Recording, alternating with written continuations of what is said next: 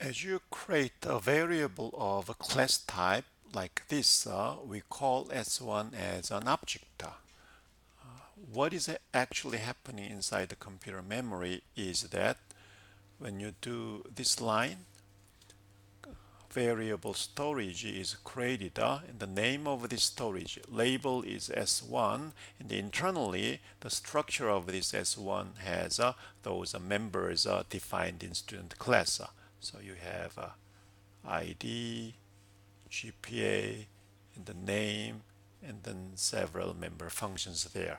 So a variable including the whole class structure is called the object.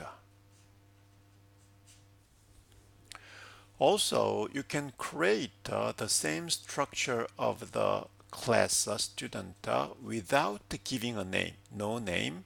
You can create it dynamically with a keyword new, as we have learned from earlier pointer concept. So if you do new student, then what you get inside the computer memory is a storage is allocated exactly the same as this S1 or S2 structure, and then it has no name, but new operation returns a address of this storage so that you can store it in a variable. So new returns an address so that you can store into a variable p. For example, then variable p is, since it's a storing address, it has to be declared as a pointer. And then when you declare a pointer, you need to give something prior to start. That is, when you move to the location, what kind of data do you see? If you move to the location, I see data called the student object. So that's how we declare a pointer for that. So those two lines combined together, what's happening inside the computer memory is, so this line, I create a variable named p, where now I store from next line the address of this student structure is stored. So let me give an arrow because the address is stored. It's like a practically pointing to that location. And then since we have created a student variable without giving any name, but address is returned so that I stored into pointer p.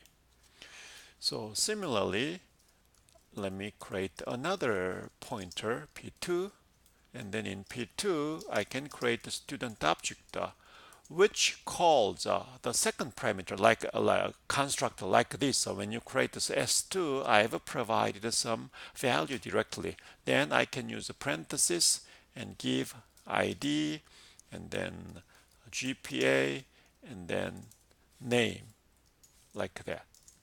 Then that what happens inside the computer memory is pretty much the same. In this line 17, I create a variable named p2, which is able to hold the address of a student variable.